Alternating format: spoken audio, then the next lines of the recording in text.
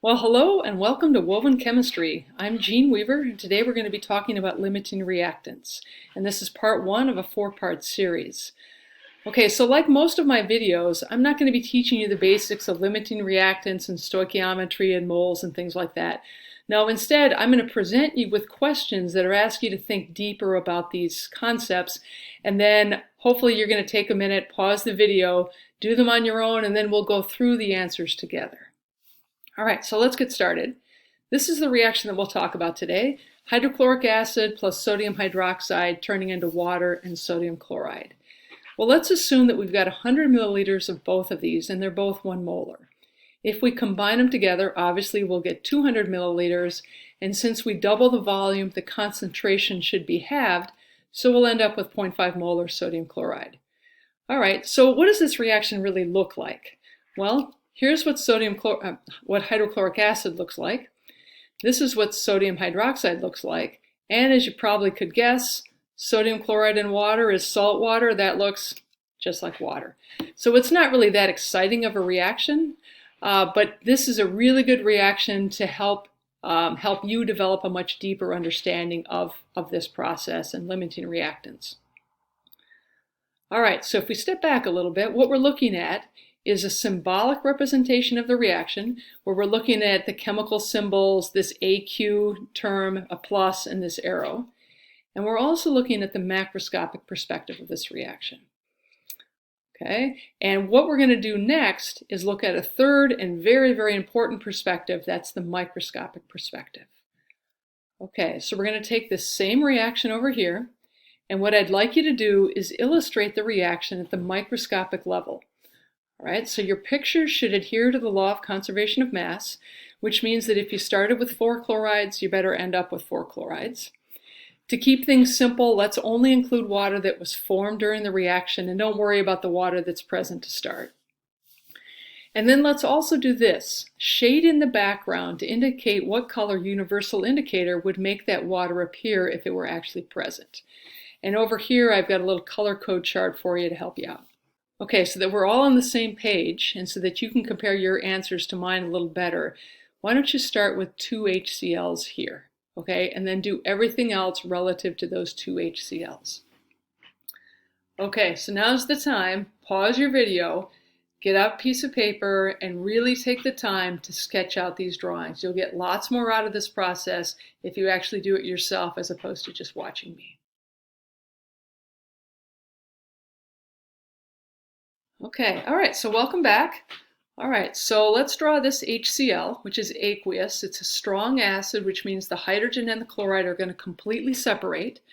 And like I said, let's make 2 HCl's, so there we go. All right, in the next beaker, we're going to have sodium hydroxide. Well, alkalis always make soluble salts, so the sodium and the hydroxide will completely separate. Make sure that you have your hydroxide intact. Okay, we don't have an O ion and an H ion floating around. It stays as a hydroxide. Make sure also that you've got charges on all of these ions so far. Okay, and then how many sodium hydroxide should we have? Well, the hydrochloric acid and the base are present in the same volume and the same concentration, which means we have the same number of moles. So if we have 2 particles of HCl, we should have 2 particles or 2 pairs of sodium hydroxide. All right, our products are all set. Now our reactants are all set, and now let's start forming products. All right, well, let's start with a sodium chloride, and I see we've got 2 chlorides that we can pair with 2 sodiums. All right, but sodium chloride is soluble in water, so they're not actually going to stick together. They'll be separate ions, and we'll have 2 pairs or 4 particles. All right, now for the water, I see 2 hydrogen ions and 2 hydroxides, so those will pair together. But this product is a little bit different. When the hydrogen and hydroxide combine, those atoms lose their charges, and we're left with 2 hydrogen atoms bonded to an oxygen atom. It's crucial that you do not have charges on your water. Okay? And okay, so there we have it. Here's what these beakers will look like from the microscopic perspective. Now let's take care of that universal indicator. In our first beaker, we have hydrochloric acid. Oh, well, that should make the solution turn red if we have universal there. The second one, sodium hydroxide. Well, hydroxide is an Arrhenius base.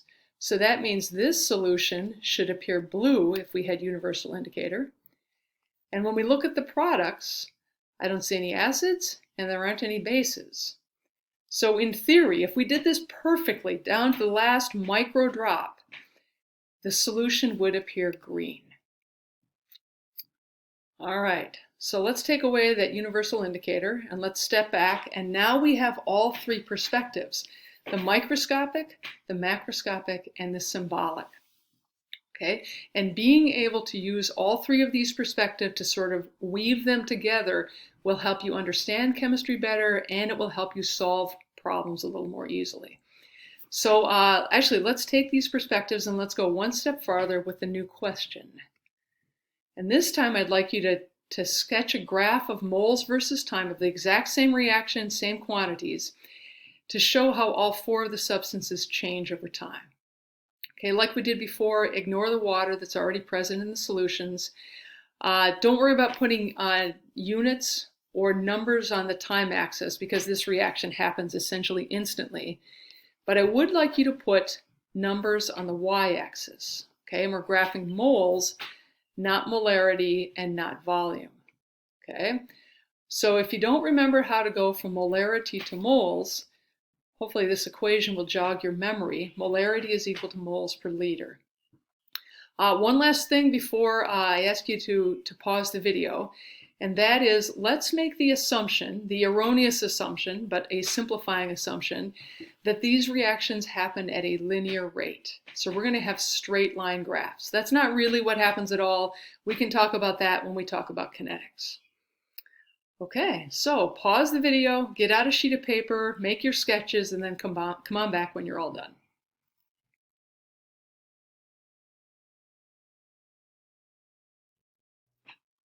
All right, welcome back. Okay, so let's figure out how many moles we have of everything. So we're going to use this equation, and we see that our molarity in both cases is 1. So we'll replace molarity with 1 molar. Now let's focus on the volume. We need the volume in liters. We have it in milliliters. Well, 100 milliliters is 0.1 liters. So we'll replace that with 0.1, and now it's pretty easy to do the mental math. And this becomes 0.1 moles of the acid and the base, just like that. All right, so that's what we have to start. Well, how much of the HCl and the NaOH do we have to finish? Well, this reaction proceeds in a 1:1:1:1 ratio. So that means that these are going to be used at the same rate, and they will both be used up. We will end up with 0 of both of them. Okay, now let's focus on the products. Well, how much water and salt do we have to start? None, because they're products, they haven't been made yet. How much gets made? Well, again, this is where these reaction coefficients help us out. And we can see it's a 1:1 ratio all the way across. So we should make 0.1 moles of water and of sodium chloride. All right, so we've got all of our numbers. So let's step back again and think about limiting reactants. And both the hydrochloric acid and the sodium hydroxide are driven to 0, so they are both what limit the reaction. They cause the reaction to stop because they disappear, because they're all gone. Okay, so we'll take that into consideration as we make our graphs. Okay, so looking at the y-axis of our graph, we really only need two numbers, 0 and 0.1. Okay, and I'm going to make my lines in different colors. So here's the legend and what the colors are going to correspond to. And let's start with the HCl and the NaOH. We see that they start at 0.1. So that means at time 0, at the start of our story, we should have a blue and a red dot up here at 0.1. All right, so the products start at 0. So we should have a yellow and a green dot here at 0. All right, and now looking again up at our chart, we see that both the acid and the base go to 0. Okay, and remember we're doing linear reaction rates.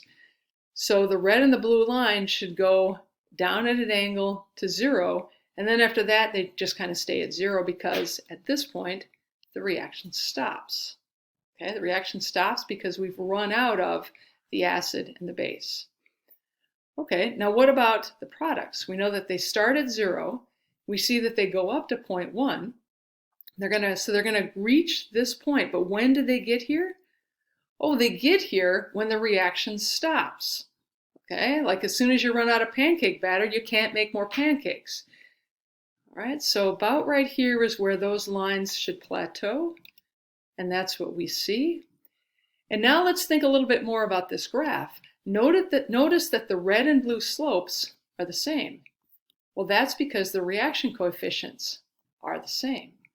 The same thing for the water and the sodium chloride. The slope of these lines is also identical because their reaction coefficients are the same, this invisible 1. Now, one more last thing to say. Both of these reactants, this is kind of atypical, but in this case, both reactants are limiting reactants because they are present in the same ratio that they react in. They react in a 1-to-1 and they're present in a 1-to-1. So they will be used up at the same time, and both of them are limiting reactants. All right, so I hope you enjoyed that, and I really hope that you come back to part 2. We'll take a look at the same reaction, but this time we're going to use different amounts of sodium hydroxide and hydrochloric acid. So one of the reactants will limit us, and one of them will be in excess. All righty, so thanks for joining me, and I hope to see you again.